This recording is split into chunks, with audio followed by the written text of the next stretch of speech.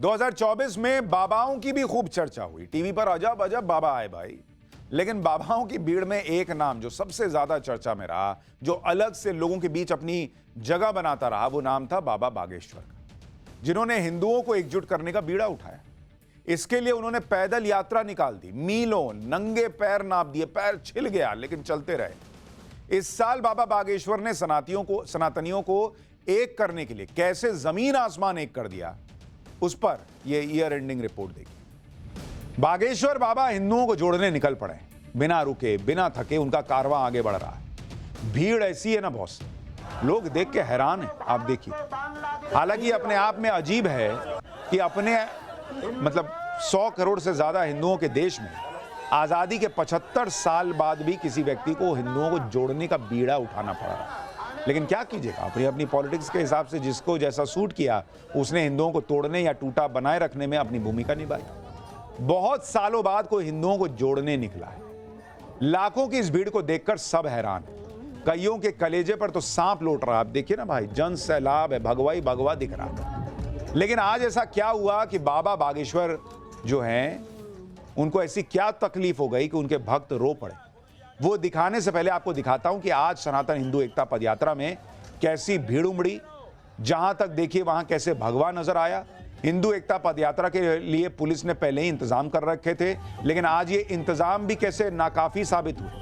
कई बार तो पंडित धीरेन्द्र शास्त्री जी को खुद हाथ में माइक लेकर स्थिति को संभालना पड़ा।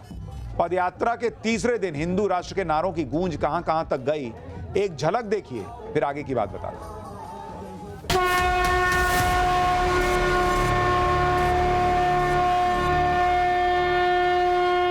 जात पात की करो विदाई, हम सब हिंदू भाई, बागेश्वर धाम की जय श्री राम, जय श्री राम।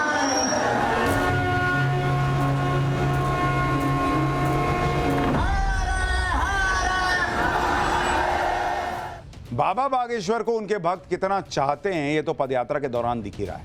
उनकी एक अपील पर हिंदू राष्ट्र के लिए लाखों भक्त बागेश्वर धाम पहुंच चुके। सोचिए, अगर बाबा बागेश्वर को जरा भी तकलीफ होगी तो भक्तों का क्या हाल होगा। आज कुछ ऐसा ही हुआ। लगातार नंगे पैर चलने की वजह से बागेश्वर बाबा के एक पैर में छाले पड़ गए, जिसके बाद उनके पैर में पट्टी बांधनी पड़ी।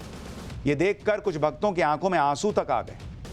आप सोचिए बॉस, बाबा बागेश्वर का समर्पण देखिए इस कॉज के लिए, हिंदुओं को जोड़ने के लिए।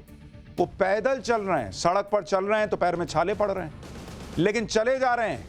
पैर में छाले पड़ गए तो पट्टी बांधी, लेकिन रुक नहीं रहे हैं। ये नहीं कह रहे हैं कि जूता चप्पल पहन लेता हूं। आप सोचिए क्या डेडिकेशन है। हिंदू कम से कम जात पात छोड़ दे इस बात के लिए, हिंदू एकजुट हो जाए इसके लिए। आप सुनिए, बाबा बागेश्वर के पैरों पर छाले पड़े तो भक्त कैसे भावुक हो गए।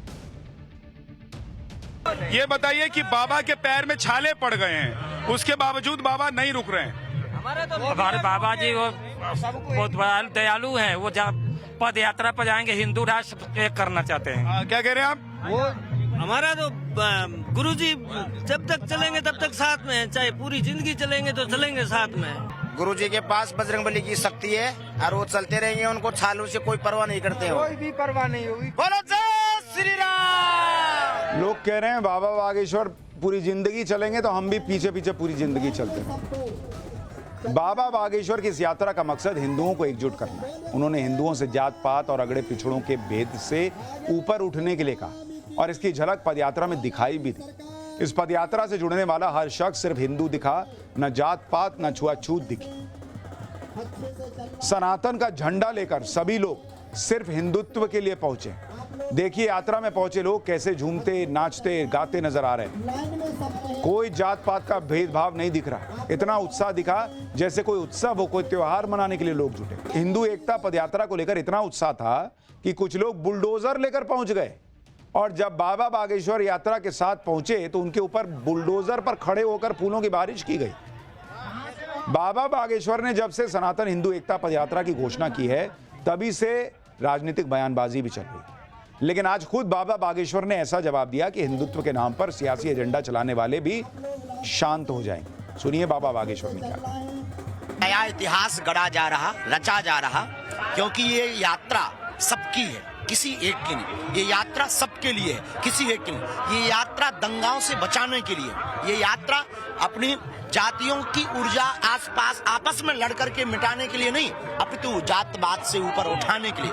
ये यात्रा देश को एक करने के लिए, ये यात्रा देश में नया इतिहास रचने के लिए। इसलिए निश्चित रूप से सब आएंगे। आपके कुछ विरोधी कह रहे हैं कि आपके कुछ राजनीतिक सपने हैं, उसको साकार करने के लिए आप यात्रा पर निकल। अभी तक तो नहीं है, उन विरोधियों का नंबर दे देना, अगर होगा तो हम उन सपनों को उनके फोन लगा के बताएंगे। इस साल अपराध की दुनिया में जिस नाम की सबसे ज्यादा चर्चा हुई वो है लॉरेंस बिश्नोई। देश के अंदर और देश के बाहर लॉरेंस बिश्नोई ने सबकी नाक में दम किया। पहले सलमान के घर पे फायरिंग वाला मामला, फिर बाबा सिद्दीकी की हत्या हो गई, कनाडा में खालिस्तानियों की किलिंग में भी लॉरेंस बिश्नोई गैंग का ही नाम आया। लॉरेंस बिश्नोई इंटरनेशनल गैंगस्टर बन गया। लेकिन लॉरेंस बिश्नोई कैसे इतना पावरफुल बना, हमने पाठशाला में आपको एक एक डिटेल बताई, उसकी भी एक झलक आपको दिखाता हूं। इतने दिनों से लॉरेंस बिश्नोई की चर्चा चल रही है, लेकिन लोगों को अब तक समझ में नहीं आ रहा कि कैसे जेल के अंदर बैठे बैठे लॉरेंस बिश्नोई इतना बड़ा डॉन बन गया कि वो भारत से लेकर विदेश तक हत्याएं करवा दे। लॉरेंस बिश्नोई इतना पावरफुल कैसे हो गया कि कहीं भी किसी को भी मरवा दे। लॉरेंस बिश्नोई के इतने पावरफुल बनने की सीक्रेट स्टोरी क्या है, इसके कुछ राज आज पाठशाला में खुलेंगे। दिल्ली पुलिस की स्पेशल सेल ने लॉरेंस बिश्नोई के खिलाफ एक 300 पेज की चार्जशीट तैयार की। इस चार्जशीट में लॉरेंस की पूरी क्राइम कुंडली बताई गई है। इसमें लॉरेंस के एक स्टूडेंट से खतरनाक क्रिमिनल बनने तक के बारे में एक एक डिटेल है। पुलिस की इस रिपोर्ट के मुताबिक लॉरेंस बिश्नोई अभी गुजरात की साबरमती जेल में बंद है, लेकिन इसके बावजूद लॉरेंस का जो ये सिंडिकेट है वो लगातार बड़े क्राइम कर रहा है। लॉरेंस ने जेल में बैठे बैठे किस तरह पंजाब के मशहूर सिंगर सिद्धू मूसेवाला और मुंबई में फिल्म स्टार सलमान खान के घर पर हमला करवाया, इसको लेकर भी इस चार्जशीट में कई खुलासे हुए। पुलिस ने अपनी रिपोर्ट में एक हैरान करने वाला खुलासा भी किया। इसमें लॉरेंस बिश्नोई ठीक दाऊद इब्राहिम के तरीके से आगे बढ़ रहा है, इसका भी क्राइम ग्राफ दाऊद की डी कंपनी की तरह ऊपर जा रहा है, यह बताया गया है। इस समय बिश्नोई गैंग के लोग विदेश में बैठकर अपने शूटर से हमले करवा रहे। 90 के दशक में दाऊद भी मुंबई में इसी तरह मर्डर करवाता था। यानी लॉरेंस के क्राइम का साम्राज्य अभी और बढ़ने वाला है, ऐसा पुलिस को लगता है। हालांकि आम लोगों के बीच लॉरेंस बिश्नोई को लेकर अलग अलग राय है। बहुत सारे लोगों को लगता है लॉरेंस बिश्नोई देश के लिए काम कर रहा है, अगर वो पन्नू जैसे लोग, निज्जर जैसे लोगों को टारगेट कर रहा है। दाऊद तो उगा ही करता था सिर्फ। ये चर्चा हो रही। लेकिन लॉरेंस बिश्नोई के खिलाफ 300 पन्नों की चार्जशीट में पुलिस ने क्या क्या खुलासे किए हैं, अब आपको एक एक करके बताता हूं। लॉरेंस बिश्नोई गैंग में अलग अलग राज्यों के 700 से ज्यादा शूटर हैं। इसमें 300 के करीब शूटर अकेले पंजाब से जुड़े हैं। अपराध की दुनिया में लॉरेंस का नाम गुरुजी भी है और इसकी गैंग का नारा जय बलकारी है। लॉरेंस की गैंग में शूटर्स की भर्ती के लिए सोशल मीडिया प्लेटफॉर्म का इस्तेमाल होता है। इसमें युवाओं को क्राइम की तरफ आकर्षित करने के लिए सोशल मीडिया पर लॉरेंस बिश्नोई की फोटो और वीडियो को वायरल किया जाता है। इसके लिए लॉरेंस बिश्नोई के पेशी पर आने जाने के वीडियो को सोशल मीडिया पर वायरल करवाया जाता है। एनआईए की एक चार्जशीट के मुताबिक बिश्नोई गैंग में रिक्रूट करने के लिए युवाओं को कनाडा या उनके मनचाहे देश में शिफ्ट करवाने की बात भी कही जाती है। एक और खुलासे में यह बात सामने आई कि बिश्नोई गैंग ने साल 2020-21 तक करोड़ों रुपए एक्सटॉर्शन से कमाए और इस पैसे को हवाला के जरिए थाईलैंड और कनाडा भेजा। कुछ साल पहले तक लॉरेंस का गैंग सिर्फ पंजाब तक सीमित, लेकिन इसने अपने शातिर दिमाग से गोल्डी बराड़ के साथ मिलकर हरियाणा, दिल्ली और राजस्थान के अपराधियों से हाथ मिलाया और एक बड़ा गैंग बनाया। सबसे बड़ी बात यह है कि यह सारे गुनाहों की कहानी खुद लॉरेंस बिश्नोई ने बताई। लॉरेंस ने पुलिस को खुद बताया कि गैंग का खर्च चलाने के लिए पैसों की जरूरत थी, इसलिए जेल से ही रंगदारी मांगनी शुरू की। जो पैसे नहीं देता उस पर गोलियां चलवा देता था। यह चाहता था कि चंडीगढ़, पंजाब, राजस्थान, हरियाणा में लॉरेंस गैंग की दहशत हो। सबसे पहले हरियाणा, पंजाब, राजस्थान बॉर्डर के इलाकों में शराब तस्करों को टारगेट किया। ये लोग गैंग को प्रोटेक्शन मनी देने लगे। इन पैसों से गैंग के लिए हथियार खरीदे जाने लगे। लॉरेंस ने यह भी कहा कि 2017 में गैंग को मशहूर करवाने के लिए इसने जोधपुर के एक व्यापारी पर फायरिंग कराई। इसके अलावा एक ट्रैवल कंपनी के मालिक पर भी गोली चलवाई। इसके बाद दोनों से 50-50 लाख रुपए वसूले। अक्टूबर 2020 में बीकानेर के रहने वाले एक नामी बिजनेसमैन पर फायरिंग कराई। इससे 2 करोड़ रुपए की फिरौती वसूली गई। नवंबर 2020 में एक बिजनेसमैन पर फायरिंग करके 5 करोड़ रुपए की फिरौती ली। इस तरह बड़ी बड़ी फिरौती की मदद से विदेश में नेटवर्क आसानी से चलता रहा। एनआईए ने अपनी चार्जशीट में लॉरेंस बिश्नोई गैंग की तुलना दाऊद इब्राहिम की डी कंपनी से की। लॉरेंस बिश्नोई का क्राइम ग्राफ ठीक दाऊद इब्राहिम की तरह बढ़ता चला गया। एनआईए की चार्जशीट में कहा गया है कि जिस तरह 90 के दशक में दाऊद इब्राहिम ने छोटे मोटे अपराध करते हुए अपना क्राइम नेटवर्क खड़ा किया, ठीक वैसे ही लॉरेंस बिश्नोई ने मारपीट जैसे छोटे मोटे अपराध से अपना गैंग तैयार किया, जो अब मर्डर जैसे अपराध करता है। दाऊद इब्राहिम ने ड्रग की तस्करी, टारगेट किलिंग, एक्सटॉर्शन रैकेट के जरिए अपराध की दुनिया में कदम रखा था।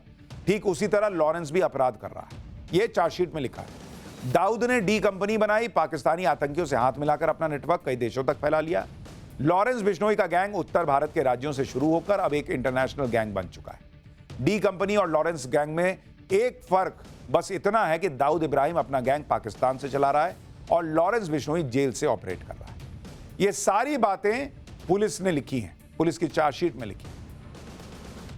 लॉरेंस के राइट हैंड गोल्डी बराड़ और रोहित गोदारा कनाडा और दूसरे देशों से बिश्नोई गैंग को ऑपरेट कर रहे हैं। लॉरेंस की क्राइम कुंडली किस तरह दाऊद से मिलती है, इसका एक और उदाहरण देखिए। जून 2022 में सामने आए क्रिमिनल डोजियर के मुताबिक पिछले 12 साल में लॉरेंस के क्राइम लिस्ट में बहुत तेजी से बढ़ोतरी। अगर आप केसेस देखेंगे कि किस तरह से केस बढ़े हैं लॉरेंस बिश्नोई पर, तो आपको अपने आप पता चल जाएगा कि क्या तस्वीर रही है लॉरेंस बिश्नोई की और उसका क्रिमिनल केस। अगर आप देखेंगे लॉरेंस बिश्नोई, इस पर कुल केस अगर आप देखेंगे, कुल केस जो हैं वो कुल क्रिमिनल केस वो 36 हैं और दोषी उसे पाया गया है 6 केस में। 6 केस में लॉरेंस बिश्नोई दोषी पाया जा चुका है। सुनवाई उसकी चल रही है, अभी भी 21 केस में सुनवाई चल रही है।